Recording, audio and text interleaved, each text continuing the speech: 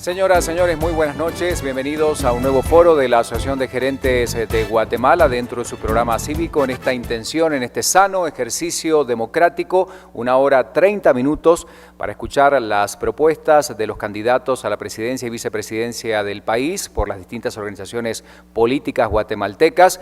Y es bueno escuchar justamente sobre temas fundamentales sobre los que hablaremos a lo largo de esta hora 30 minutos. Quiero presentar a continuación a quien es el binomio que nos acompaña esta noche del Partido Unidad Nacional de la Esperanza. Presento a la candidata a la presidencia, Sandra Torres. Muy buenas noches, bienvenida, gracias por acompañarnos. Muchas gracias. Bienvenida. También se encuentra con nosotros el candidato a la vicepresidencia de la UNE, Mario Leal. Buenas noches, bienvenido. Muchas gracias. Gracias por estar presente. El ejercicio, como decíamos, es hablar de 4 temas fundamentales: programas sociales, economía, lucha contra la corrupción y también un tema fundamental que es seguridad. Quiero presentar a los panelistas que tendrán la responsabilidad esta noche de formular las preguntas a los candidatos que nos acompañan. Está con nosotros Ingrid Godínez, analista política. Ingrid, buenas noches, bienvenida. Buenas noches. Gracias por acompañarnos. Nicolás Birsi, analista político. Nicolás, buenas noches. Buenas noches. Bienvenido, gracias por estar con nosotros. Philip Chicola, también analista político. Philip. Buenas noches, Ricardo. Bienvenido, gracias por acompañarnos. Y Daniel Herring, profesor universitario y también analista político. Daniel, buenas noches. Buenas noches, Ricardo. Bienvenido. Antes de empezar con este ejercicio y explicarle a nuestros candidatos cuál será justamente la mecánica esta noche, le damos la palabra a Álvaro Urruela, gerente general de la Asociación de Gerentes de Guatemala. Álvaro, buenas noches. Buenas noches, Ricardo. Muy buenas noches, audiencia, panelistas y candidatos a la presidencia y vicepresidencia del partido UNE. En nombre de la Asociación de Gerentes de Guatemala, agradecemos que nos acompañen nuevamente en el programa cívico 2015. Elecciones 2015, por el futuro de mi país, participo, voto y exijo. En esta oportunidad les presentamos el foro individual, en el que se analizará la propuesta de Sandra Torres y Mario Leal, candidatos a la presidencia y vicepresidencia respectivamente del Partido Unidad Nacional de la Esperanza. En AGG estamos conscientes y resguardamos el derecho que tenemos los guatemaltecos de conocer, informarnos y cuestionar sobre los planes de gobierno de las distintas agrupaciones políticas que se presenten en las elecciones generales y pretenden dirigir el país. Por ello, hemos convocado a todos los candidatos a esta plataforma neutra e imparcial para discutir los planes que proponen, por lo que agradecemos a la mayoría de las agrupaciones políticas que han ya aceptado nuestra invitación, y a aquellos que no lo han hecho, les recordamos la importancia de hacerlo en beneficio de los guatemaltecos. A diferencia de los procesos electorales anteriores, en el actual el guatemalteco está más involucrado y pendiente de este tipo de espacios. Es por esto que contamos con panelistas de mucho prestigio, experiencia y conocimiento. Sin embargo, es deber de la audiencia criticar también cada propuesta. Para continuar informándose, deseamos invitarlos a sintonizar el martes 18 de agosto el debate vicepresidencial y el martes 25 de agosto la Gran Noche Cívica, debate presidencial, que estamos organizando para que conozca a los candidatos a la vicepresidencia y presidencia de la República, que encabezan las encuestas de los principales medios del país. Antes de conocer el plan de gobierno del partido UNE, deseamos agradecer el apoyo de Guatevisión, Emisoras Unidas, Prensa Libre, Ricardo García Santander, nuestros panelistas, Mr. Music y Mr. Films, y muy importante, el de la audiencia que nos sintoniza constantemente a través de esta señal y a su comunicación a través de las redes sociales. Muchas gracias a todos y buenas noches. Muchas gracias, Álvaro Urruela, gerente general de la Asociación de Gerentes de Guatemala. Vamos a comenzar entonces con este ejercicio de preguntas y respuestas, recordándole a los candidatos que las preguntas serán dirigidas y tienen 2 minutos para poder responder. Enfrente tenemos un semáforo que cuando está en luz verde indica que tienen 2 minutos por delante. Podemos colocar la luz verde, por favor. Cuando está en color amarillo es que les queda 1 minuto por delante, y cuando les queda el color rojo es que ya tenemos que ir concluyendo con la respuesta. Vamos entonces a comenzar con las preguntas vinculadas a programas sociales. Ingrid Godínez será la responsable de formularlas. Adelante. Para Sandra Torres, en el plan de gobierno proponen el modelo de coordinación institucional y la creación de la red de coordinación interinstitucional de protección e inclusión social. la cual, según indican en el plan, dependería directamente de la Presidencia de la República. Ahora bien, ¿en qué consiste este modelo? Bueno, nosotros estamos planteando una red de protección social, también una política social, que incluye no solo los programas sociales, porque no es solo los programas sociales, es también el derecho a la educación y a la salud, incluyendo un programa social. Pero es importante que se logre esa coordinación interinstitucional para generar eficiencia, eficacia y resultados a corto, mediano y largo plazo. El modelo de gestión que nosotros estamos proponiendo en nuestro plan de rescate nacional, en la Unidad Nacional de la Esperanza, es precisamente basado en una experiencia que yo tuve cuando pude apoyar los programas sociales, que realmente el modelo de gestión, de coordinación, se logró coordinando y apoyando con la presencia y con el apoyo de los ministerios de educación, de salud, para que realmente funcionaran y dieran los resultados que se necesitara. Y le voy a poner un ejemplo: las transferencias condicionadas. Las transferencias condicionadas es un programa que se le daba un dinero a la familia, 300 quetzales mensuales, que es alrededor de $40, que no es nada, para mandar a los niños a la escuela. Y había una corresponsabilidad, 150 quetzales por educación y 150 quetzales por salud. Obviamente había que verificar esa corresponsabilidad. Era responsabilidad del Ministerio de Educación verificar que los niños fueran a la escuela y que tuvieran por lo menos un 80% de asistencia. Lo mismo con salud, que tuvieran sus vacunas. Entonces, por eso le llamamos esa coordinación interinstitucional, para que realmente dé los resultados que las familias estaban esperando. Y en ese sentido es que nos expresamos de esa forma. Muchas gracias. Siguiente pregunta, por favor, Ingrid. Una de las características del gobierno anterior que realizó la UNE fue precisamente la incorporación y el fortalecimiento de los programas sociales. No obstante, fueron sujetos de algunas críticas por cuestiones de clientelismo, asistencialismo, de alguna manera uso electoral. Ahora bien, ¿cómo modificarían estos programas para poder hacerlos mucho más eficientes, evitar su clientelización y uso electoral? Y a su vez, ¿cómo evitarían para que estos se conviertan en dependencia o que las personas dependan demasiado en asistencia pública? En primer lugar, le quiero contar, licenciada, que no es correcto y es totalmente falso. Ha habido una desinformación de poder tachar los programas como clientelares en el gobierno de la UNE. Nunca se le pidió a ningún beneficiario que se afiliara al partido político, como hoy lo está haciendo el actual gobierno. Hoy no solo se han partidizado, sino se han politizado. Y lo primero que hay que hacer es despolitizar todos los programas, no solo los programas sociales, estoy hablando de todos los programas del Estado, porque no son solo los programas sociales. Estamos hablando que hoy por hoy le están pidiendo a los campesinos que se afilien al partido político patriota para recibir un saco de fertilizante. Y así muchos condicionamientos, que eso hay que borrarlo. Quizás lo que nos faltó en el gobierno de la UNE fue comunicar eficientemente de que los programas no eran clientelares. Yo le quiero contar que cuando se hizo el estudio socioeconómico, porque tampoco fue un invento de buscar una beneficiaria sacada de la manga, sino se hizo un estudio socioeconómico para que las personas que eran beneficiarias, sobre todo las madres de familia, fueran sujetas a un programa social. Obviamente pudimos construir un registro único de beneficiarios que se quedó en manos del gobierno del Partido Patriota, pero que fue destruido lamentablemente. Hay que recuperar esa parte para tener un registro único de las personas que son sujetos al apoyo social. Siguiente pregunta, por favor. Para Mario Leal. Ustedes inician el plan de gobierno con el eje de salud. En este sentido, tienen un objetivo bastante ambicioso que explica o plantea reducir las inequidades en salud para garantizar el acceso universal y gratuito en los servicios de salud a todos los ciudadanos y brindar atención integral y diferenciada.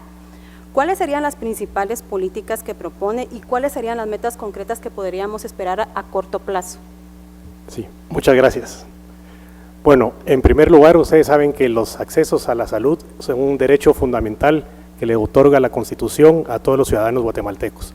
Y como tal, no hemos estado siendo capaces de cumplir con ese mandato. Como nación, vemos a muchos guatemaltecos fuera del Sistema Nacional de Salud. Nosotros concretamente estamos proponiendo la construcción de un hospital pediátrico y estamos proponiendo el incremento del nivel de los puestos de salud, de 200 puestos de salud a centros de atención permanente, porque es inconcebible que en la ruralidad hay muchísimas comunidades donde pareciera que uno tiene que tener un itinerario concreto para enfermarse, porque si se enferma después de las horas hábiles, usted no puede ser atendido. Eso llora sangre en realidad. Entonces nosotros estamos planteando el incremento de este sistema para que sean centros de atención permanente y que las personas pues puedan asistir a todos estos puestos de salud a cualquier hora cuando sea necesario. Lo otro es que también queremos hacer accesible al ICS a más personas. Ustedes saben que 77% de la población no está en la economía formal, viven en la informalidad, y que podemos a través de una especie de seguro darles ese tipo de cobertura para que puedan ellos llegar al ICS y no solo a los hospitales del Ministerio de Salud. Con esto podemos dar muchísimo más atención y poder también reforzar la atención en la ruralidad. Muchas gracias. Puede completar, todavía queda tiempo. Yo quisiera completar con la propuesta que hacía Mario, de que el sistema de salud está totalmente colapsado. Hay que realmente buscar una forma de poder regresar y recuperar las prestadoras de servicio que hoy fueron anuladas y canceladas. Las prestadoras de servicio, le estoy hablando específicamente para llevar el servicio de salud a la aldea más lejana, a la comunidad más lejana, y esa parte hay que recuperarla, licenciada. Obviamente se quedaron 2 hospitales sin construir, a pesar de que los préstamos fueron aprobados, llámese el hospital de Villanueva, que no se ha terminado, y el hospital de Misco, que tampoco se fue ejecutado. Adelante, por favor. Cambiando al tema de educación, siempre para Mario Leal. En el plan de gobierno hace referencia a incrementar la cobertura en educación primaria, secundaria y diversificado. ¿Qué sucede con la calidad educativa? ¿Qué punto o qué prioridad le dan ustedes a este tema y en qué consiste su propuesta para mejorarla? Muchas gracias, Ingrid. Miren, en primer lugar, en el tema de la cobertura tenemos que ver a las estadísticas ya del pasado. En el año 2009, el gobierno de la UNE, gracias a la buena implementación de los programas sociales, la asistencia a nivel primario llegó a estar en 98.6, 98.7%. Ahora, por la falta de eficiencia en esos mismos programas sociales, ese porcentaje se ha reducido a niveles de los 80 medios, 80 altos. Y los programas sociales tienen un vínculo muy importante con la educación. Yo lo he dicho muchas veces, hay detractores de los programas sociales que dicen no es que debemos de dar el pescado, sino tenemos que enseñar a pescar. Pero el problema es que hay tal nivel de pobreza y pobreza extrema, especialmente en la ruralidad, que a las personas realmente se les dificulta que sus hijos vayan a la escuela. Entonces, los programas sociales al final vienen siendo como becas, que les estamos dando esa facilidad para que sus hijos puedan asistir. Como ya lo dijo Sandra, los programas sociales están condicionados a que los niños vayan a la escuela y tengan 80% de asistencia como mínimo, y además a los puestos de salud. En adición, hablando ya de la calidad educativa, pues tenemos que ver la carrera del magisterio, que ya lo hemos dicho, que se quiere reinstalar, pero manteniendo siempre también la carrera pues con la licenciatura, porque es un paso en la dirección correcta de tener profesores cada vez mejor y mejor formados. En adición, estamos planteando llevar la tecnología a las aulas y hacer el internet accesible a los profesores de muchísimas escuelas, no voy a decir a todas, pero a muchísimas escuelas a nivel nacional, y si se puede, pues también a los profesores y a los estudiantes, porque si hacemos accesible el internet a través de las bandas que ya se utilizan, de las telefónicas y de toda la infraestructura que ya existe, podemos realmente pegar saltos cualitativos importantes, porque de repente de la noche a la mañana todos esos ciudadanos van a tener toda esa información a su disposición. Última pregunta de programas sociales, por favor. Para Sandra Torres. Dentro del programa de gobierno hay un programa muy interesante que han denominado Ciudad Mujer, pero no hace referencia a una población meta. Y buscando información al respecto, me gustaría saber en qué difiere la propuesta que ustedes hacen del proyecto que ya está implementado en San Salvador ¿Cómo evitaría generar estructuras paralelas, duplicar funciones o dispersión y duplicidad del gasto? Bueno, mire, al igual que los programas sociales, no estamos inventando el agua azucarada, porque los programas sociales, como las transferencias condicionadas, fueron programas que fueron adoptados de otros países, igual escuelas seguras, igual escuelas abiertas, igual la Bolsa Solidaria, Comedores Solidarios, fueron programas que se trajeron de Brasil, que están implementados incluso en el Perú, y en el caso de Ciudad Mujer, que ha sido un programa muy exitoso en El Salvador, que habla casualmente lo que hablábamos hace un rato, la coordinación interinstitucional, el enfoque integral. De esa forma, lo que estamos planteando es que en un solo lugar, en un solo espacio, esté presente todas las instituciones de tipo legal, de tipo de salud, capacitación, el derecho al trabajo, el empleo, inclusive violencia intrafamiliar, inclusive la presencia del Ministerio Público, de los juzgados de familia, en beneficio de las mujeres. Eso no va a costar más allá de coordinar la presencia de estas instituciones. Espacio físico lo podemos encontrar, lo que queremos es que este programa funcione focalizado integralmente para que las mujeres tengan el derecho a ser atendidas y no tengan que ir paseando o visitando cada una de las instituciones para recibir un beneficio. Esto ha funcionado en El Salvador, básicamente somos un país vecino que tenemos los mismos problemas, no hay que inventar nada nuevo, simplemente ejecutar un programa que ha funcionado. Como yo le mencionaba, los programas sociales, estamos muy optimistas con este programa, sobre todo para combatir la violencia intrafamiliar. Es muy importante que las mujeres tengan oportunidades de capacitación, de trabajo, oportunidades de ser atendidas desde el punto de vista legal, ser atendidas en la violencia intrafamiliar, en el tema de salud. Muchas gracias a los candidatos. Vamos a pasar ahora al tema de preguntas sobre el plan económico de este binomio. Nicolás Virsi, por favor. Sí, muchas gracias. La primera pregunta para la candidata Sandra Torres. ¿Habrá una reforma fiscal? Ya hubo una reforma fiscal en el 2012 y no funcionó. Realmente nosotros estamos planteando mejorar la recaudación. El país no está para reformas fiscales en este momento, porque las reformas fiscales van de la mano de la transparencia. Realmente apostarle a una reforma fiscal en estos momentos, cuando han habido altos niveles de corrupción, denuncias de falta de transparencia, no es conveniente ni es realmente recomendable, aconsejable para el país en estos momentos.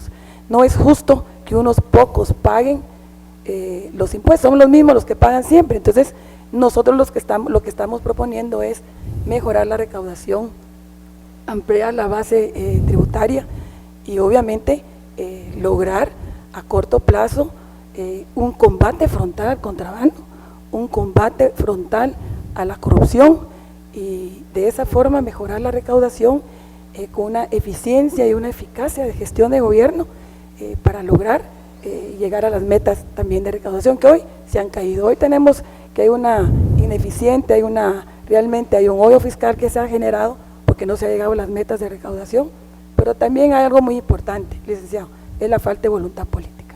Se requiere voluntad política para combatir la corrupción, pero también la corrupción y la transparencia empieza con el ejemplo. Y yo soy testiga, yo le puedo decir que con el ejemplo que yo di cuando trabajé y apoyé los programas sociales, funcionó la transparencia. O sea, tiene que haber testimonio de vida, tiene que haber ejemplo cuando estamos hablando de transparencia. Siguiente pregunta, por favor. Sí, para la candidata Sandra Torres, va ligada a la pregunta anterior. En Guatemala el déficit fiscal no se ha reducido a los niveles previos a la crisis de 2009, ya estamos a 6 años después de la crisis. Y en ese tiempo la deuda pública se ha incrementado de un 20% del Producto Interno Bruto a un 26% del Producto Interno Bruto. Dado que no hay recesión económica y no se prevé para los próximos años, ¿se compromete su gobierno a una política fiscal de cero déficit? Sí, realmente sería irresponsable decir que sí, porque el déficit difícilmente lo vamos a combatir en 4 años, lo vamos a reducir en 4 años, ¿sí? Si una es la meta, lograrlo, ojalá lo logremos, pero tenemos que primero convocar a un gran pacto nacional que es necesario, que todos los sectores nos pongamos de acuerdo qué país queremos y cuánto nos cuesta. Eso significa que nosotros estamos hablando de rescatar el país, rescatarlo a todo nivel, mejorar la recaudación, optimizar los recursos. Tenemos, licenciado, más de 12.000 millones de quetzales en préstamos que no se ejecutan, por la falta de ineficiencia, por la falta de competencia, por la falta de voluntad política, por la falta de planes, por la falta de estrategias. Entonces, lo que nosotros estamos planteando aquí es que realmente sea eficiente el gasto del gobierno, se haga una calidad de gasto que responda a las necesidades del país, a las necesidades de los guatemaltecos y guatemaltecas. Adelante, por favor. Sí, para el candidato Mario Leal, el componente de su plan de gobierno de desarrollo económico habla sobre la importancia de atraer la inversión, promover el desarrollo rural. Vi ahí, y me sorprendió mucho la contemplación de contrataciones de tiempo parcial. Y mi pregunta es si van a también promover alguna especie de ley de inversión en empleo. Sí, muchas gracias, Nicolás. En efecto, de hecho, se tiene que hacer y se tiene que hacer ya, porque por cuestiones de la Organización Mundial de Comercio, la ley 2989 tiene que ser modificada. Necesitamos de primas a primera preservar los 82.000 empleos que están en la industria vestuario y textil, y eso es sin ir a los que podríamos captar. Ustedes saben que en el pasado, de hecho, esa industria empleó a más de 200.000 guatemaltecos. Hemos perdido 120.000 empleos y ni siquiera a la China o a Vietnam. Los perdimos aquí a Nicaragua y a Honduras, que dieron ese tipo de facilidades para atraer inversión. Yo visualizo que dentro de las reformas de la 2989 podemos incorporar también facilidades para inversiones en industrias que son estratégicas y que generarían empleo y empleo de muy buena calidad, como por ejemplo micro y pequeñas empresas desarrolladoras de software, que es un tema que salió hace poco en el foro de tecnología de la Universidad de San Carlos, y también las facilidades o condiciones para inversiones de tipo fábricas de ensamblaje, llámese refrigeradoras, carros, computadoras, teléfonos. Hace poco supimos que la fábrica Kia quiso hacer una inversión en Guatemala, creo que del orden de $300 millones, y por la falta de facilidades y condiciones se fue, y no estoy seguro si se fue a México o se fue a El Salvador, pero lo cierto es que no se quedó en Guatemala. Y ese es el tipo de cosas que nosotros debemos de poder hacer. También podemos llevar a cabo inversiones o atraer más inversiones en la industria de call centers, que son, es una industria que también puede facilitar empleo, sobre todo para la juventud. Cuando me habla del tiempo parcial, sí, en efecto es una forma de que muchos jóvenes y madres solteras puedan conseguir un empleo bien remunerado y con la flexibilidad de las horas. Muchas gracias. Puede completar en 30 segundos, Sí, yo por favor. quisiera agregar de que sí estamos de acuerdo en la ley de tiempo parcial. Es una forma de generar empleo y generar condiciones de trabajo. De hecho, ya existe, y algunas empresas ya lo están haciendo, los bancos, por ejemplo, y es una forma en que también podemos dar oportunidades de trabajo a los jóvenes, como decía Mario, a las mujeres, que muchas veces solo puede trabajar medio tiempo, pero hay que trabajar también, hay que hacer acuerdos con los sindicatos, hay que hacer acuerdos con los otros sectores para poder llegar realmente a buenos resultados. Adelante, por favor.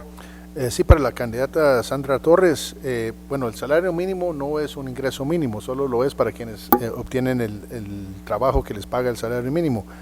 Su plan de desarrollo también incluiría, contemplaría salarios mínimos diferenciados. Bueno, es un tema que ha estado en la mesa y hay que discutir, hay que ponerlo para lograr acuerdos precisamente, porque también el salario diferenciado no llena las expectativas de la canasta básica. En los municipios donde se está proponiendo el salario diferenciado, hay también empresas que ya están funcionando con salarios mínimos. Entonces hay que buscar acuerdos para que primero haya presencia del Estado en el tema de salud, de educación, de infraestructura, para que las empresas realmente puedan ir a invertir, llegar a acuerdos con las mismas empresas y que el Estado también apoye a las empresas, sobre todo en la creación de zonas libres en el interior que pudieran ser polos de desarrollo para generar trabajo. Estamos conscientes que uno de los grandes problemas y de las peticiones que la gente hace, no solo a nivel de la capital, sino del interior de la República, es el derecho a un empleo, la oportunidad de un trabajo, pero hay que invertir también en el desarrollo del capital humano. Eso significa que mientras no haya educación, no hay trabajo. Mientras no haya capacitación, no se puede hablar de tener oportunidades de empleo. Porque cuando un joven va a buscar empleo, lo primero que le piden también es si tiene experiencia. Si no tiene experiencia, no se la dan. Lo mismo pasa con una persona que tiene más de 40 años. Tiene experiencia, pero ya está muy grande, le dicen que ya está muy grande. Entonces hay que buscar acuerdos con el sector empresarial, con el Estado, con los sectores, grupos sociales, con los sindicatos, para poder generar empleo y trabajo, sobre todo en el interior de la República, en la toma de decisiones, en el caso del salario diferenciado. ¿Puede completar? Sí, quedan 25 segundos. Gracias. Solo para complementar, cualquier planteamiento que se haga eso también tiene que ser con una base técnica sólida. Y mucho de las razones por las que fracasó la iniciativa anterior fue porque se planteó hacerlo en 4 municipios de 338 que son en el país. Se planteó hacerlo solo en Estanzuela, San Agustín Acazahuastlán, Mazahua y otro. Y entonces esa base realmente no daba que hablar.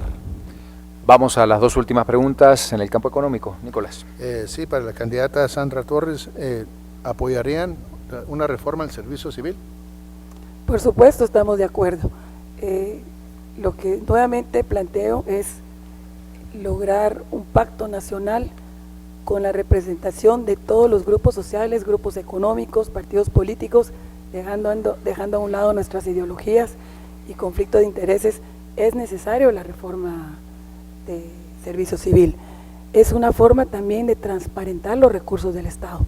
Sabemos muy bien que en el Estado han habido siempre y van a haber, si no hacemos algo con la reforma de la ley de servicio civil, plazas fantasmas, y también generar estabilidad a los empleados públicos. Es necesario para que en el cambio de cada gobierno los empleados públicos también tengan el derecho de tener un trabajo estable, y sobre todo si pudiéramos eliminar los 029 y lograr que todas las plazas sean presupuestadas a través de una ley de servicio civil.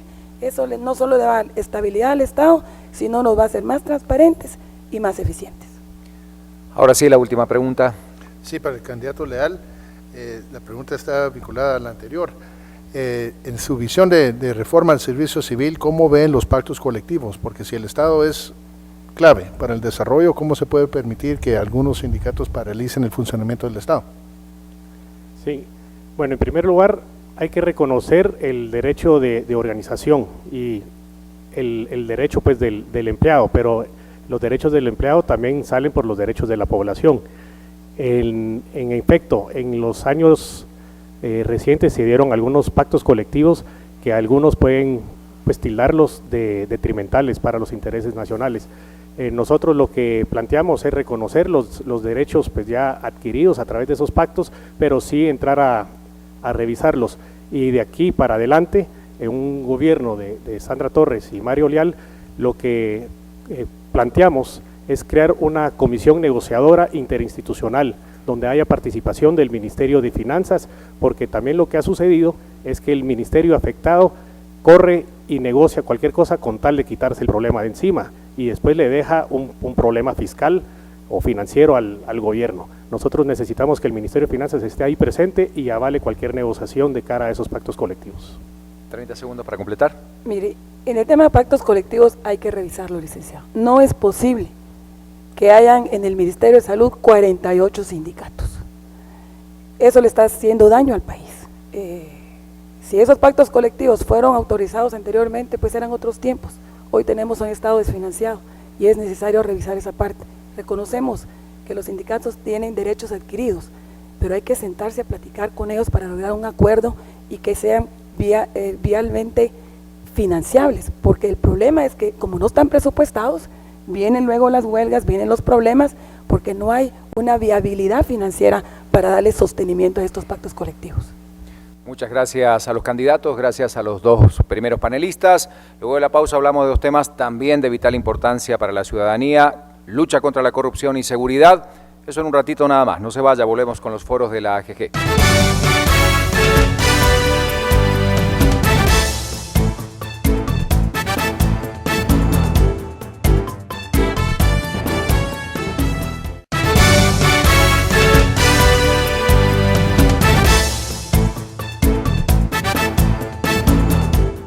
Muchas gracias por seguirnos acompañando esta noche. Segundo bloque de este foro de la Asociación de Gerentes de Guatemala por el futuro de mi país. Participo, voto y exijo, escuchando la propuesta, el plan del gobierno de los distintos binomios que aspiran a la presidencia y vicepresidencia de la República. Esta noche nos acompañan, de la Unidad Nacional de la Esperanza, Sandra Torres, candidata a la presidencia por este partido político, y Mario Leal, candidato a la vicepresidencia. Hace instantes respondieron sobre dos temas importantes, programas sociales y también sobre economía. Vamos a hablar de dos grandes temas también, corrupción y seguridad. Comenzamos hablando de corrupción.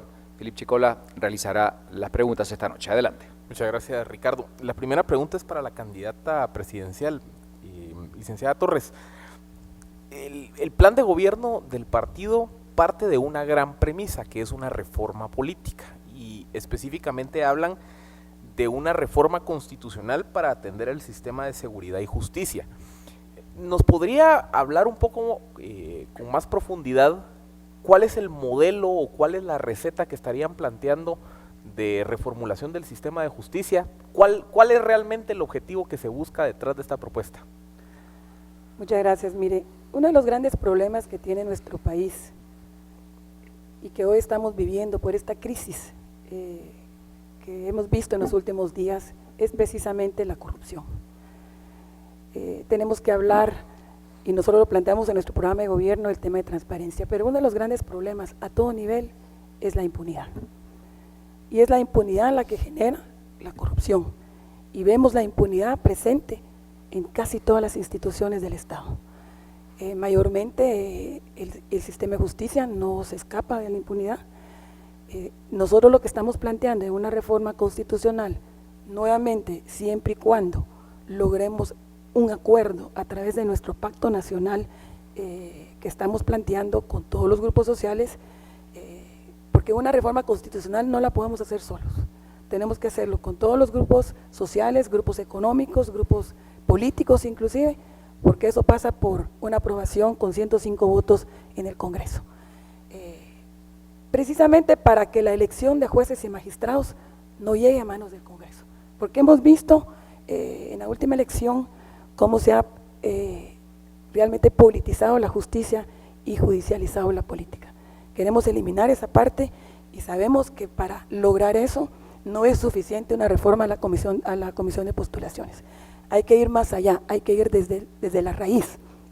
Ir de la raíz significa que debemos de plantear una reforma constitucional de cara a mejorar no solo la elección de magistrados y de jueces, institucionalizar y fortalecer la carrera de jueces.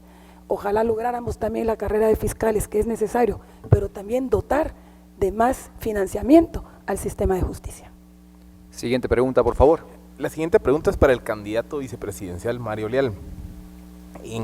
Específicamente en el capítulo sobre un gobierno transparente. Una de las propuestas centrales es la creación de la Secretaría Presidencial de Transparencia y Anticorrupción. ¿Qué diferencia tiene esta propuesta de secretaría de lo que hoy existe como Comisión Presidencial de Transparencia, la COPRET?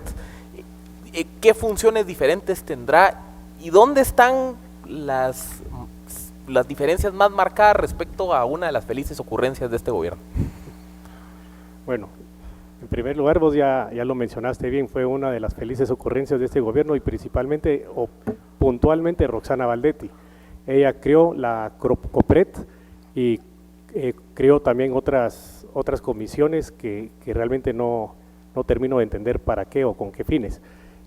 La COPRET fue parte de la estructura que ella utilizó para hacer lo que todos nosotros ya sabemos que hizo, y por eso la queremos cancelar del todo. Es una comisión que está viciada desde su concepción y desde su nacimiento.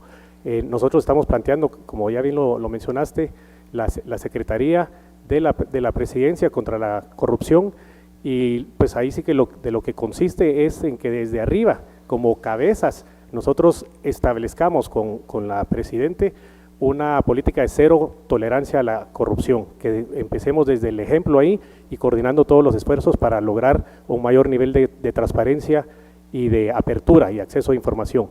Dentro de eso, también se está planteando la creación de una oficina de gobierno electrónico porque a través de la digitalización de la información y de todos los procesos y de la automatización, creemos que podemos darle muchísimo más acceso a la información al ciudadano y poder hacer más eficaces y eficientes las gestiones dentro de las diferentes agencias gubernamentales y lograr con eso, pues nuevamente mayor eficiencia, pero mayor transparencia y ahorro en el costo. Todo va del lado de la corrupción. Hemos planteado también la subasta inversa, que es una forma en la que a través de un registro único de proveedores los ponemos a competir y a ponerlos a pelearse el precio y el margen de cualquier producto y servicio hacia abajo. Todo va del lado de la transparencia, todo lo va del lado del combate a la corrupción y tiene que salir desde la cabeza. Siguiente pregunta. Para la candidata presidencial, también dentro del plan de gobierno hay un capítulo dedicado a lo que ustedes denominan el plan de rescate nacional. E implícitamente se ve el reconocimiento de que ustedes entienden que al siguiente gobierno le tocará administrar la precariedad. Específicamente, a la hora de administrar la precariedad, esto implica que se priorizarán algunos programas en detrimento de otros. ¿Nos podría decir qué áreas del gasto son las que ustedes priorizarán? Pero más concretamente, ¿cuáles son las que están dispuestas a sacrificar ante lo que ya se vislumbra es una compleja situación financiera? Bueno, en primer lugar, licenciado, yo como presidenta, primero Dios, si Dios así lo permite, el pueblo así lo decide, yo no voy a administrar, yo voy a dirigir. Van a administrar los técnicos. Ese es el trabajo de los viceministros y de los técnicos. Y realmente se puede eficientar mejor el gasto, se puede priorizar. Nosotros estamos planteando aquí, en primer lugar, poner orden, porque el Estado está totalmente desordenado. Hay una anarquía total. Hoy el poder del presidente no está ni siquiera administrando, mucho menos mandando. Entonces, ese desorden que se ha causado, se ha generado en el Estado, hay que recuperar ese desorden. Hay que ordenar la casa. Al ordenar la casa tenemos que priorizar. Y al priorizar es donde estamos focalizando los fondos, obviamente a través de una lucha frontal contra la corrupción, que sabemos, para ponerle un ejemplo, que en el caso de la línea solo hay una evasión de 2.500 millones de quetzales, que eso alcanza para el presupuesto del Ministerio de Desarrollo Social. Aquí tenemos que priorizar varios temas: educación, salud, seguridad, el tema de justicia, que son las prioridades, y la vamos a lograr luchando contra la corrupción, demostrando que las cosas se pueden hacer con transparencia, con voluntad política, con ejemplo, como yo lo dije anteriormente, pero sobre todo a través de un gran pacto nacional, un acuerdo, citando, invitando a todos los sectores para que nos pongamos de acuerdo qué país queremos y cuánto nos cuesta. Tenemos que eficientar el Estado, tenemos que luchar y cerrar los focos de corrupción que todos sabemos dónde están centralizados, llámese aduanas, llámese SAT, llámese evasión, llámese privilegios y otros lugares, otros orígenes que sabemos que pueden haber ingresos del Estado. Dos últimas preguntas del tema corrupción. Para el candidato vicepresidencial, desde una perspectiva eminentemente práctica, todos sabemos que la dinámica de los partidos políticos, los activistas partidarios, tienen la concepción que una vez llegando al poder, los puestos dentro de las diferentes instituciones, pues se les deberían de otorgar como un premio a su trabajo en campaña. Y esto en algunas ocasiones va en detrimento de una carrera de servicio civil, va en detrimento de cumplir con los estándares de mérito y de idoneidad.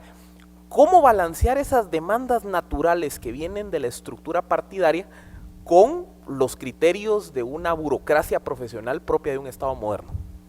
Pues con voluntad, porque no es así el tema, no se deben dar ese tipo de negociaciones. Aquí el que participa en política lo debe hacer por el interés nacional y no por ningún otro.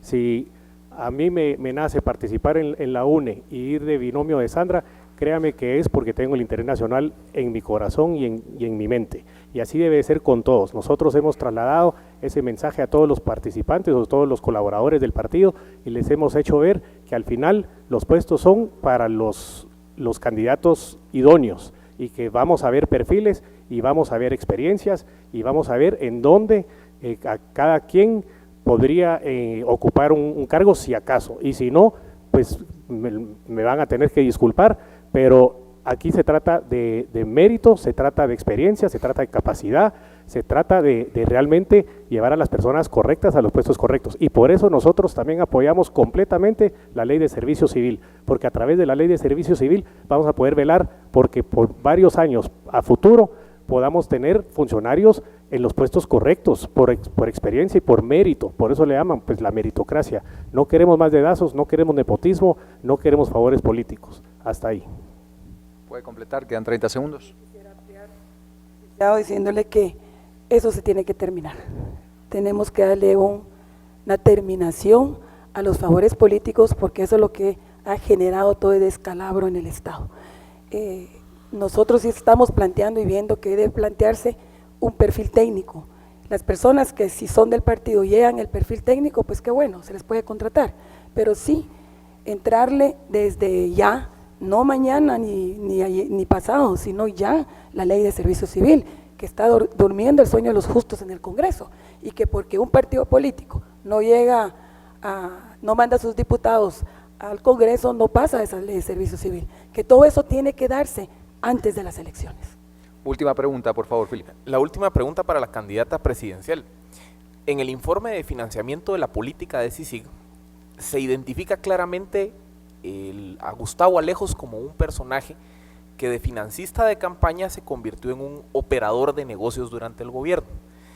Y si bien usted en reiteradas ocasiones ha mencionado que ya no hay una relación entre el partido y el citado personaje, la pregunta es ¿cómo evitar que dentro de las 350 personas que le van a acompañar a hacer gobierno se geste esta figura de Gustavo Alejos, es decir, ese operador de negocios que anda tocando la puerta de las instituciones para promover favores, tráfico de influencias y contratación de empresas particulares? ¿Cómo romper esa dinámica que va más allá de las leyes y que es más una práctica consuetudinaria de la política? Como yo le dije anteriormente, eso hay que terminarlo. Yo en repetidas ocasiones he dicho, como usted muy bien le decía, que hoy llevo una relación cordial con esta persona, pero no es financista de mi campaña política. Yo soy responsable de mi campaña política. Partiendo de eso, licenciado, es por eso que nosotros insistentemente hemos dicho reiteradamente que hay que respetar los techos de las campañas, porque la corrupción empieza desde las campañas políticas. Vemos un partido que sobrepasó su techo de campaña política. Y es importante que el Tribunal Supremo Electoral tome las medidas precisamente para terminar con eso y que todos los partidos políticos respetemos la ley y respetemos los techos para no sobrepasar los compromisos. Gracias a Dios yo le quiero decir que yo solo tengo 2 compromisos, con Dios y con la gente. Muchas gracias a los candidatos y vamos al último bloque de preguntas. Otro tema de lo que más preocupa a la ciudadanía, el de la seguridad. Así que Daniel Herring será el responsable de hacer estas preguntas. Adelante. Sí, ¿qué tal? Buenas noches a los dos. La primera pregunta va para la candidata Torres. Me llamó la atención que en la doctrina que defienden en su plan de gobierno es la doctrina de seguridad democrática. Como bien sabrá, este concepto nace en el gobierno de Uribe, en Colombia. Me gustaría saber cómo define usted seguridad democrática y en qué sentido difiere o se parece ese concepto al modelo uribista. Bueno, yo más creería que el concepto del expresidente Uribe es más bien un concepto de seguridad nacional más que democrática, pero aparte de eso nosotros concebimos la seguridad democrática con un enfoque integral, buscando resolver no solo los efectos sino también las causas, y estamos planteando que hay que entrarle al tema de la prevención, las acciones, porque es mejor prevenir que lamentar. Y cuando hablo de prevención estamos hablando de educación, porque educación también es prevención, del derecho a la salud, de los programas sociales, de trabajo, de empleo. Un patojo, un muchacho que no trabaja ni estudia, va a delinquir. Y hoy por hoy vemos cómo hay menores de edad asesinando pilotos. Como parte de las maras juveniles que hoy son los responsables de las extorsiones que hoy está castigando la economía del país. nuestro enfoque es precisamente ese enfoque integral, entrándole también a una depuración de la Policía Nacional Civil, contratando más investigadores y sobre todo que haya certeza del castigo. Por eso planteamos que debe de ser integral, un trabajo de coordinación interinstitucional entre el Ministerio de Gobernación, el Ministerio Público y el organismo judicial, que ya funcionó. De hecho, cuando el ministro Menocal estuvo al cargo del Ministerio de Gobernación, logró bajar los indicadores de homicidios en 8 puntos, que este gobierno lo estabilizó, pero se estancó. Entonces, nuestra propuesta va en esa vía de una forma integral, no solo ver las causas, no solo ver los efectos, sino también las causas. Siguiente pregunta. Sí, en seguimiento a la anterior, también para la candidata Torres, dada esos diagnósticos que usted hace y dado la definición que nos ha dado de seguridad democrática, ¿cuáles serían los programas concretos, porque se mencionan bastantes, que más encajan en ese concepto de seguridad democrática, que para usted son más importantes de este plan de gobierno? Nosotros tenemos varios programas, pero como yo le mencionaba, uno de los programas más importantes es la prevención.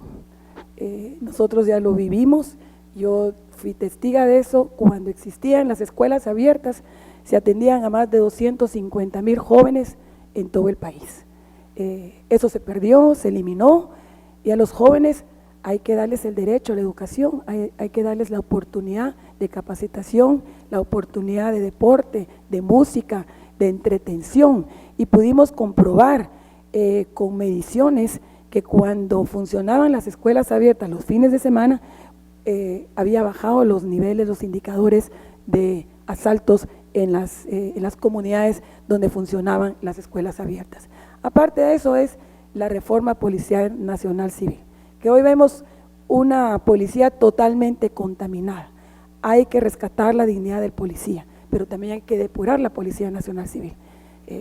Recién acabamos de ver cómo se ha capturado, creo que 900 y pico de policías en el último año, lo cual es lamentable, pero ya no lo podemos seguir manteniendo de esa forma.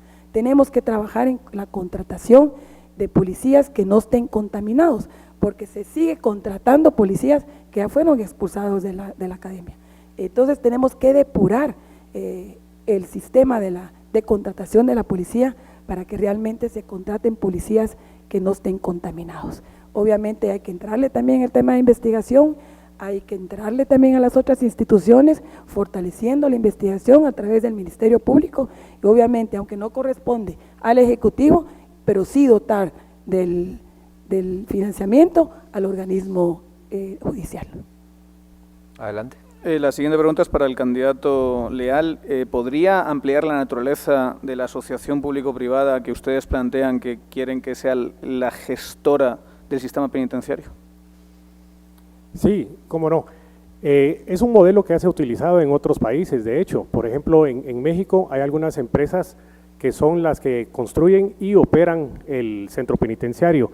Hemos visto aquí con preocupación cómo algunas cuestiones, digamos, que se llevan a cabo en la cárcel, continúan por falta de controles que podrían ser limitados, de tener una empresa, un contrato claro que estipule correctamente pues qué tiene que hacer y cuándo lo tiene que hacer, y si no lo hace se le rescinde el contrato y pierde su inversión. Eso, como le digo, en México ya se hace, por lo menos, si la memoria no me falla, son 6 o 7 cárceles que se le dieron a estas empresas privadas y cobran una especie de alquiler, y si ellos, por ejemplo, no apagan la antena de los celulares para que dejen de estar llamando desde la cárcel a extorsionar, a ellos es a los que les cae la culpa y se les termina el contrato. Son cosas realmente sencillas, pero se pueden hacer porque a través de esos contratos podemos realmente asegurarnos de que se lleven a cabo las acciones que se tienen que llevar, además que hacemos uso de la capacidad financiera de esas empresas. Adelante, por favor. Yo quisiera ampliar 20 segundos nada más nos quedan. Que hay que depurar y sanear el sistema preventivo, es necesario. Para eso obviamente hay que cambiar la ley. No es posible que un reo controle todas las cárceles de Guatemala, y eso es lo que está pasando hoy por hoy. Por eso nuestro planteamiento viene también desde el enfoque integral, es también combatir y depurar el sistema preventivo a través de una alianza público-privada que ya funciona en otros países. Como yo dije anteriormente, no estamos inventando el agua azucarada, tenemos que traer modelos que ya funcionen en otros lugares. Adelante. Para la candidata Torres, cuando hablan de la función del ejército en la seguridad, además de unas afirmaciones un tanto generales sobre el papel que tienen, lo que mencionan es la lucha contra el narcotráfico. Como bien sabrá, el narcotráfico es una nueva amenaza, es decir, una de sus características es que se mezcla con la sociedad civil. La pregunta es, ¿no nos dice la literatura de nuevas amenazas que no hay que utilizar una estructura jerárquica como el ejército, que está pensada para el ataque, para solucionar un problema de sociedad civil? Bueno, nosotros estamos planteando muy claramente cuál debe ser el papel del ejército. Y aquí hemos dicho, y está en nuestro programa de gobierno, cuál es el papel del ejército. Obviamente aquí estamos hablando también que primero hay que depurar también la institución. Es que todas las instituciones hay que depurarlas, porque también en el ejército hay plazas fantasmas, y todos lo sabemos. Pero resulta que entrarle a ese tema ya significa tener que pedir la planilla y toda la información que está clasificada y no se puede otorgar. Esa parte, yo sé que es una parte muy delicada, pero hay que hablarla, hay que ponerla sobre la mesa, hay que delimitar y realmente delimitar el papel del ejército.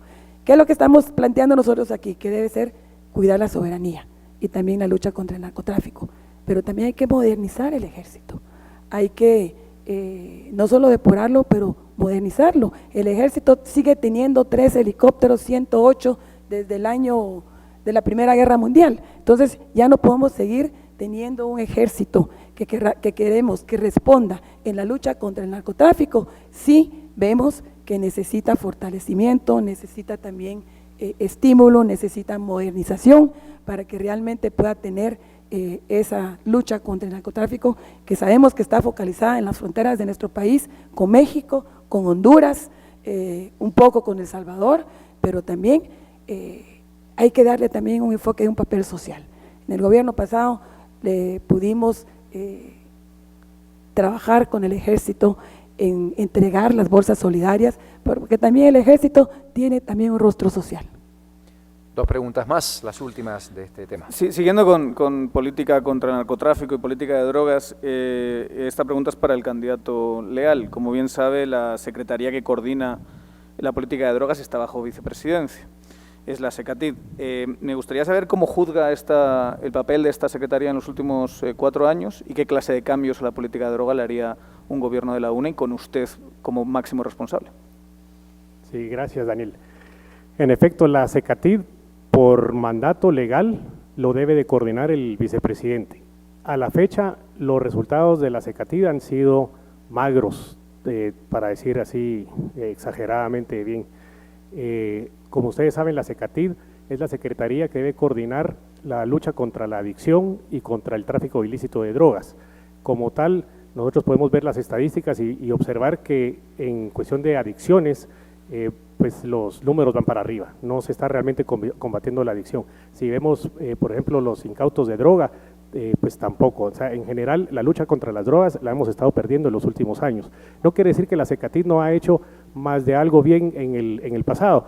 Si no mal me recuerdo, la orden para eliminar o limitar más bien la importación de precursores vino como una recomendación de la SECATID para evitar que se siguieran produciendo drogas como el éxtasis y ese tipo de drogas. En mi mandato pues tenemos que retomar eso, porque si queremos estar en un mundo globalizado y con nuestros socios comerciales que demandan ese tipo de orden y ese tipo de cuidado, más las implicaciones sociales que tiene que haya tanta proliferación de la droga y del consumo y el narcotráfico en sí, pues tenemos que entrarle al combate de la droga con mucha fuerza. Última pregunta en materia de seguridad. La última pregunta es para la candidata Torres, es sobre, hablando del equipo de trabajo que va a llevar usted, ha mencionado antes además su nombre, ¿pensaría en Carlos Menocal incorporado al Ministerio de Gobernación de alguna manera? Bueno, él efectivamente, Carlos Menocal hizo un buen trabajo, pero nosotros no estamos hablando de nombres en estos momentos, más bien de perfiles. el equipo de trabajo que realmente trabajó y planteó el programa de gobierno, la propuesta programática, es un equipo que viene trabajando desde hace 3 años. Sin embargo, nosotros en estos momentos no queremos hablar de nombres, queremos hablar de perfiles, queremos que los nombres también consensuarlos a través de un gran pacto nacional, que es lo que estoy planteando desde el inicio. ¿Por qué estamos diciendo esto? Porque la seguridad no es solo responsabilidad del gobierno, también debe ser responsabilidad de todos los sectores, inclusive el sector económico, los grupos sociales. Es un tema que va más allá de una oferta electoral. Y lo vimos con el planteamiento del Partido Patriota, que ofreció mano dura y no funcionó. Fue un total fracaso, porque la seguridad solo va a funcionar con un enfoque integral y con la participación de todos los sectores. Muchas gracias a los candidatos, gracias a los panelistas. Última pausa, muy rápida. Vamos al bloque de análisis y luego sí, el cierre de los candidatos que esta noche nos acompañan. Ya volvemos.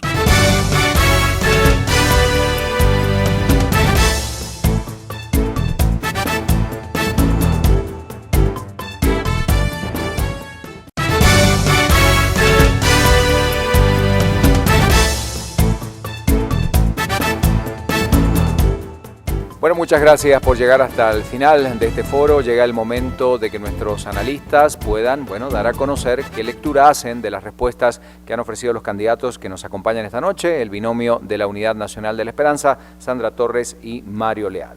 Empezamos hablando esta noche de temas vinculados a programas sociales, del modelo de gestión que se aplicaría justamente si llegan al gobierno y además de algunos otros puntos importantes vinculados a salud, educación, varios tópicos que se abordaron. Ingrid, ¿cuál es el análisis que hacemos?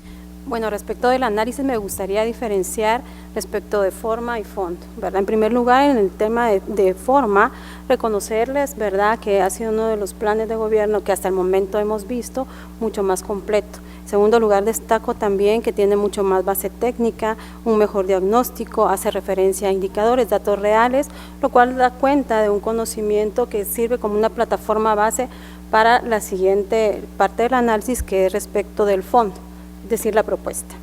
En el término del modelo de coordinación institucional, desde mi humilde opinión, no queda del todo claro cómo se va a llevar a cabo ese fortalecimiento institucional y si de alguna manera no pueda representar o convertirse en una estructura paralela que pueda devenir en algún tipo de incremento o duplicidad de gastos, funciones y que al mismo tiempo pues no queden de alguna manera muy bien precisas las responsabilidades de cada uno de los entes que lo van a integrar. En este sentido, haría falta fortalecer los mecanismos de verificación y control que ustedes están planteando. En el tema de educación hacen referencia mucho más a cobertura y ahí sí considero que quizás el énfasis debería ser mucho más a calidad en la formación de los formadores, entrarle a eso porque si van a ampliar lo que tiene que ver con cobertura, seguir trasladando las mismas ineficiencias puede ser un tanto peligroso. Entonces quizás poner un poco más el énfasis en lo que tiene que ver con la calidad educativa. Respecto de fortalecer los mecanismos de verificación para hacerlos mucho más eficientes, yo considero que no pasa nada si uno puede de alguna manera reconocer aciertos y desaciertos. Creo que de ahí se puede generar una mayor madurez política y mejores propuestas que permitan articular de una mejor manera los programas de gobierno. Destaco que sí veo un paso más en lo que tiene que ver con incorporar el tema de empleo juvenil y el fortalecimiento de la creación de este programa Ciudad Mujer. ¿Por qué? Porque le da un nivel más al proponer no solo el hecho de dar programas asistencialistas, que ahí habría que revisarlos para evitar que sean de alguna manera perpetuados y que generen algún tipo de vicios dentro de la sociedad que los recibe, y poder romper este círculo vicioso de digamos así, asistencialismo y medidas que no permitan que se vayan generando propuestas de trabajo. En ese sentido, como les comentaba, veo que está incorporado el tema de empleo juvenil y eso es algo favorable, ¿verdad? Para finalizar, considero que en el caso de la UNE tienen pues un plus, que es el hecho de que ya hubo un gobierno, ustedes tienen un background, tienen una referencia, y tienen que aprovechar esto, reconociendo aciertos, desaciertos para poder implementar algún tipo de mejoras de cara al futuro y que puedan los programas que están proponiendo realmente hacerlos realidad. Muchas gracias, Ingrid Godínez, por el análisis. Vamos a hablar ahora de las respuestas que dieron en materia económica. Nicolás, ¿cuál es la lectura que hacemos? Sí, muchas gracias. Yo también coincido con Ingrid Godínez que esto fue un buen ejercicio en beneficio de los televidentes. El plan de gobierno está muy bien estructurado, muy claramente escrito. Considero que en el caso de las preguntas, casi todas se respondieron de una manera muy clara, aunque creo en el caso de la pregunta de salarios mínimos diferenciados, que pese a la respuesta que dio doña Sandra, tal vez no le gusta el tema de salarios mínimos diferenciados. La pregunta sobre la reforma fiscal, la respuesta fue muy contundente, que no habrá una reforma fiscal, ya hubo reforma fiscal, que en vez de eso se va a tratar de ampliar la base haciendo combate frontal a la corrupción y la evasión fiscal. Me pareció una postura que refleja una seriedad, una buena apreciación de la coyuntura política, decir que una reforma fiscal tendría que ir vinculada con la calidad y la reforma institucional.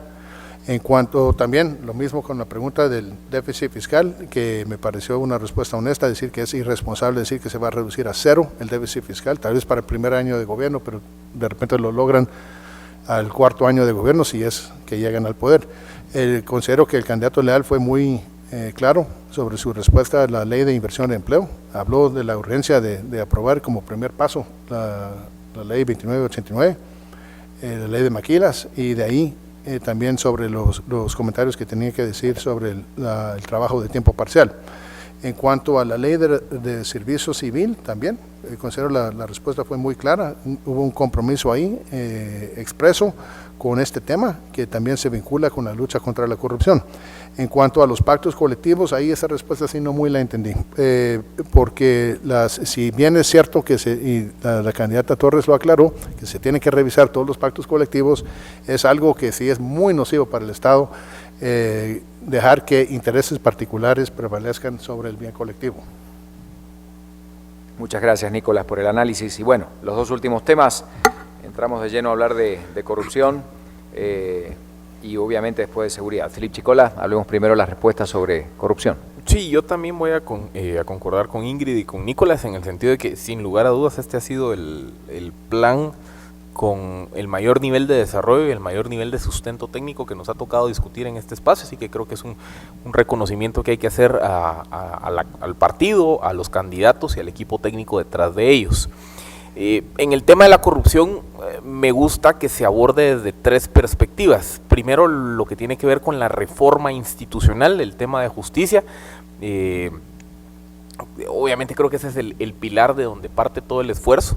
Segundo, y creo que esto es lo que mejor desarrollado está en el plan, es toda la política de transparencia, de gobierno abierto, del gobierno electrónico, que creo que hay un nivel de profundidad muy bien desarrollado en el plan de trabajo, pero hay un tercer componente, y es que ser transparente no quiere decir que no voy a ser corrupto, se puede ser transparentemente corrupto.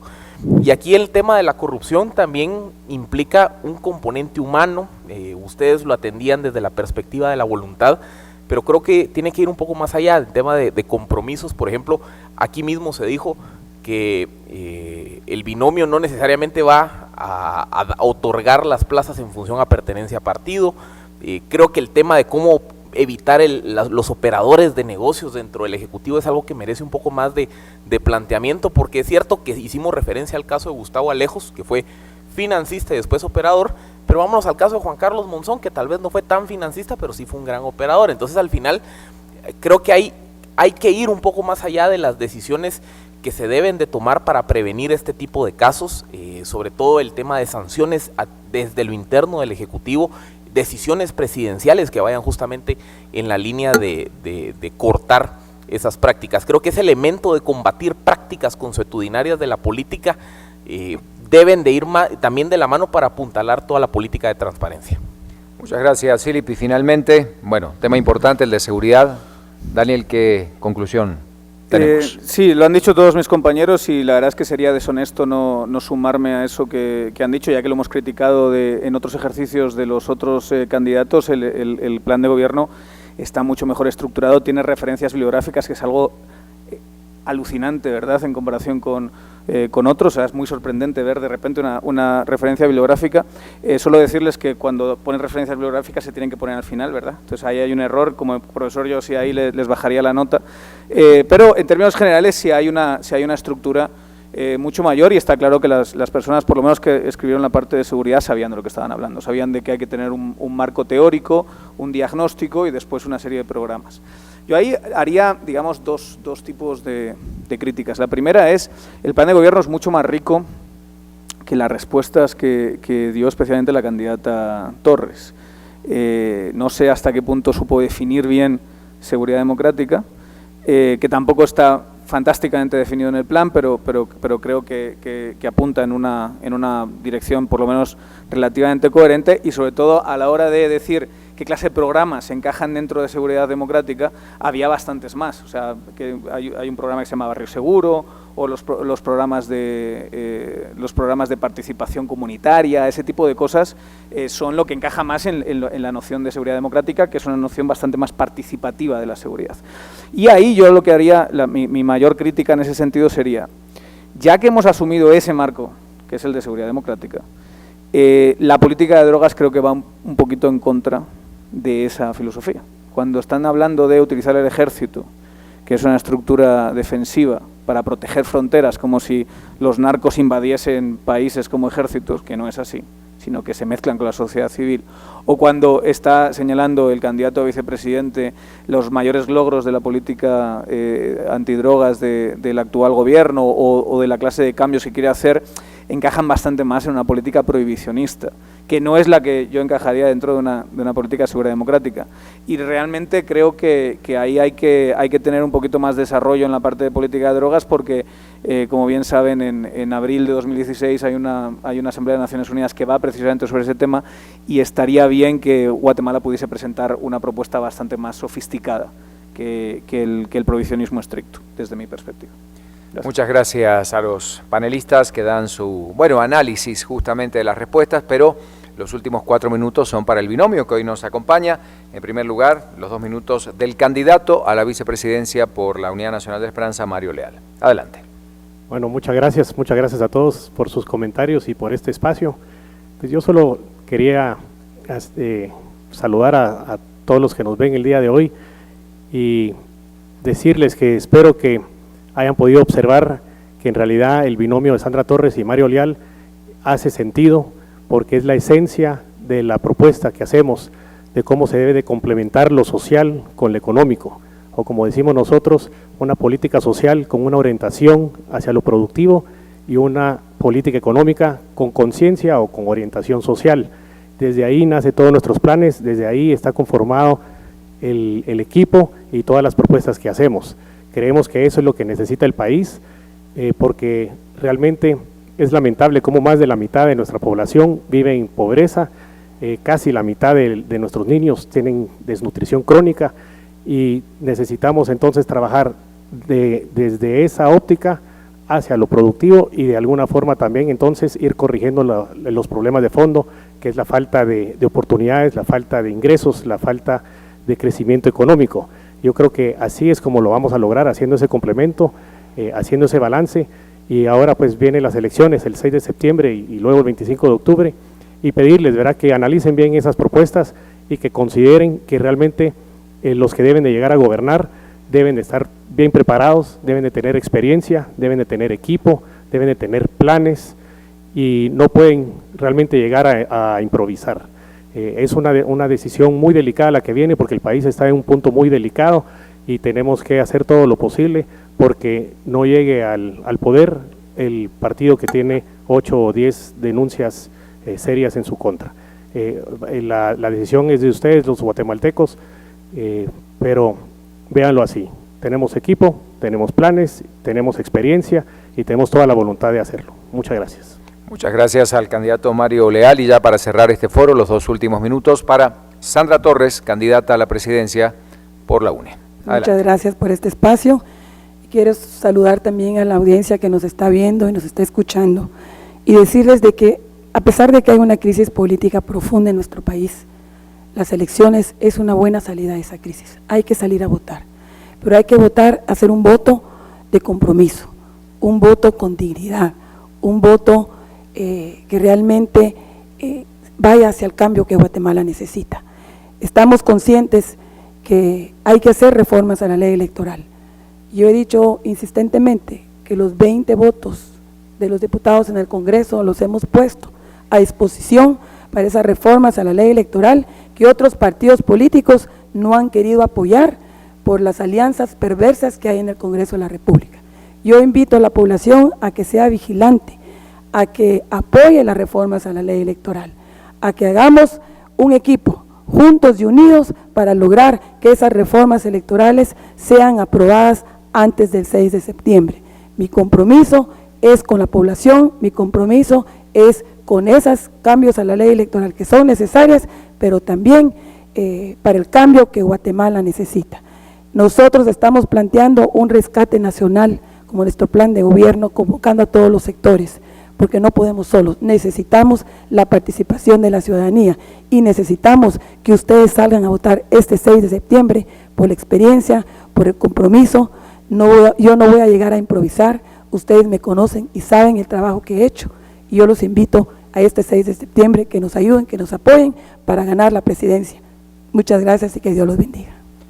Muchas gracias a los candidatos, han sido muy amables, gracias a los panelistas y gracias a usted que siempre nos elige, por supuesto, como una opción para poder conocer las propuestas de los distintos ciudadanos que aspiran a la presidencia y vicepresidencia del país.